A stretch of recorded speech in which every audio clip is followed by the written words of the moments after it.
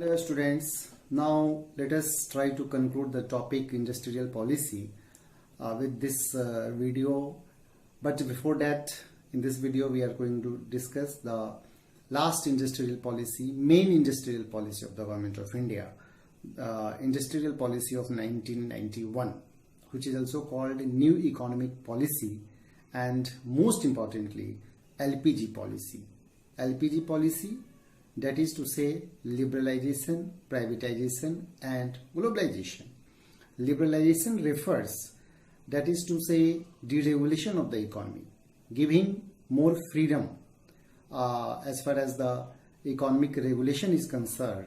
So just to liberalize the economy, it's a process of liberalization. Privatization means promotion of private sectors to attract, to promote more and more private investments by the domestic entrepreneurs as well as by foreign investors. And globalization refers simply internationalization, process of internationalization of the economy, or we can also say integrating the economy with rest of the world. So in brief, that is what we mean LPG policy. These factors were the pillars of industrial policy of 1991.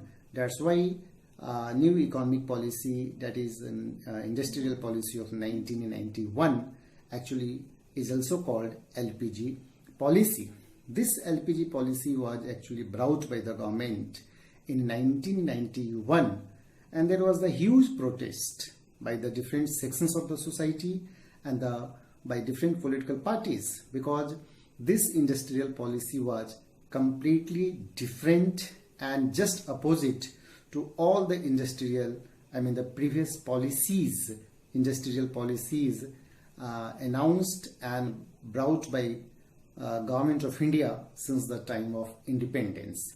Why? Because in early 1991, and at that time, Indian economy was actually facing deep economic crisis, deep economic problems, and that's why that compelled the government to bring this particular policy. So this is the LPG policy, that is what we have to understand, and then after we are going to conclude this particular industrial policy topic. So there were various reasons behind the induction of industrial policy in 1991. First one, to meet fiscal deficit. Fiscal deficit, as we know that when there is the high expenditure is greater than that of revenue to the government, that is called fiscal deficit. We also say budgetary deficit. So how to actually mitigate this problem at that time? This was one of the reasons. Second one, we can say poor performance of the public sectors. We know that before the industrial policy of 1991, Government of India also always preferred as far as the economic role of the public enterprises was concerned. There was the domination of the public enterprises, but the public enterprises were not performing up to the mark. Day by day, there was the huge deterioration, and that's why government decided to do something as far as the poor performance of the public sectors is concerned. The third one, we can say that to check unfavorable balance of payments. We know that, what do we mean by balance of payments? That is, the balance of payments refer the total, it's a records of the total economic transactions between India and rest of the world. So it was unfavorable. Unfavorable means when import is higher than that of export. So at that time there was the huge problem, and the government actually was losing its reserved foreign exchange reserve at that time. So this was also one of the reasons to bring the industrial policy of 1991. Higher prices of oil, as always, as we know, at that time there was the Gulf crisis. There was a war between Iran, Iraq, Kuwait at that time, and that actually caused the huge prices of the oil worldwide. And naturally our economy was facing, because oil is one of the most important factors in any economy that is key to run the economy. So high prices of oil actually was also one of the reasons. And finally we can say the changing international environment in the different parts of the world. Economic environment was actually rapidly changing. There were economic reforms in the various countries at that time. So there was also a pressure of the international environment, and that's why these all were the main reasons of the industrial policy 1991. Now we can look what were the main objectives of the LPG policy 1991. As usual, we understand to increase foreign direct investment in the country, to start economic reforms in the country, to check the inspectorate system, that is to say excess bureaucratic control and the excessive role of the government was there. That's what actually we understand in general term inspectorate system. So to unshackle the Indian economy, to decontrol the Indian economy, that's one of the objectives, to promote the international competitiveness of the Indian economy and maintain sustainable development. So these were the chief main objectives of the industrial policy 1991. So we can say now we are going to discuss about what were the main industries reserved for the industrial. Now list of those industries which were reserved for industrial licensing, because as we know that after induction of LPG policy, many industries were actually given freedom as far as the licensing was required, and it was free for the various industries to set up business. But despite that, there were some industries which were reserved and licensing was required.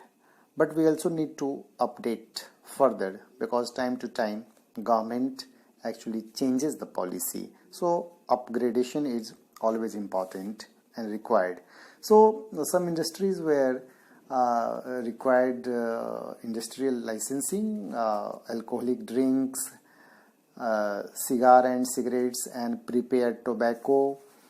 We can say industrial explosive items were also required for licensing, different types of chemicals, defense equipments. So these all were the certain industries required for the industrial licensing, and the certain industries reserved for the public sectors, mainly atomic energy, railway transport and etc.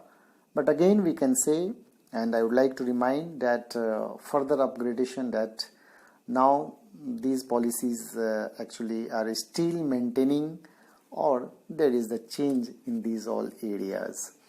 Now finally we are going to criticize this industrial policy, that is LPG policy, because after induction of this policy there were pros and cons, and there was a stiff protest, and that also actually changed the political environment, economic environment of that particular time, and I mean at that time. So many economists and experts, political experts, actually attacked, criticized on the various factors, and I would like to quote some of them which are important. For example, this policy was criticized regarding foreign direct investment.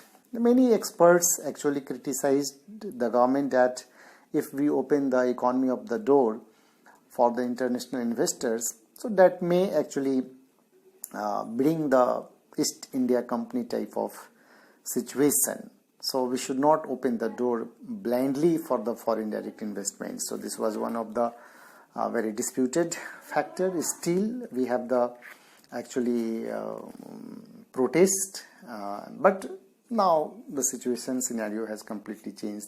The another factor actually, this policy was heavily criticized about the negligence of agriculture sector. There was no much foreign direct investment in the agriculture sector, and the agriculture productivity decreased day by day. So definitely agriculture sector is the very key, and in this policy there was not much focus on the agriculture sector.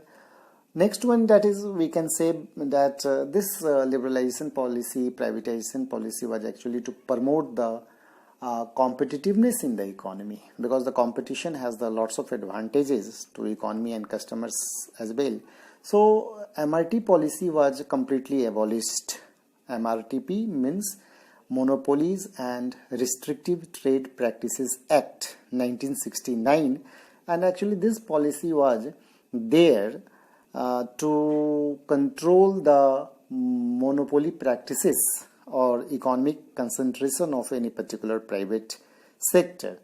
But in 1991, once policy, this was completely eliminated, because the government was of the view, now we are living in the globalization era, and we have to promote the competition rather than to check the monopolization or monopoly. So, but critics actually charged that despite abolition of the MRTP policy, there is still monopoly and oligopolistic practices in the economy. So there is no complete competition or transparency in the economy, which is actually found.